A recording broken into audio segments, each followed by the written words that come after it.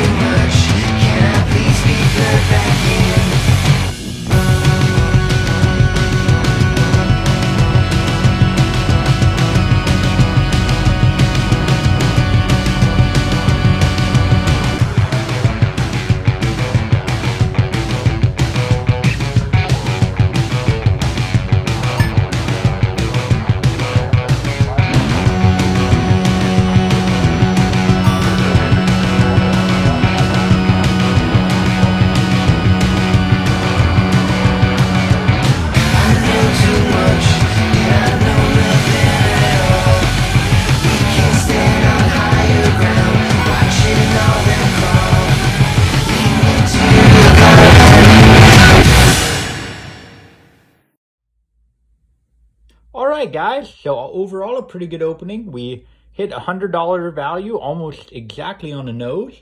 We got a Sweet Teferi, we got a Grim Tutor, we got some nice foil rares and mythics, and then we got a bunch of nice foil commons, uncommons, rares. So yeah, overall pretty good opening. Make sure you like and subscribe, and I will see you next time for our next booster box or booster pack opening.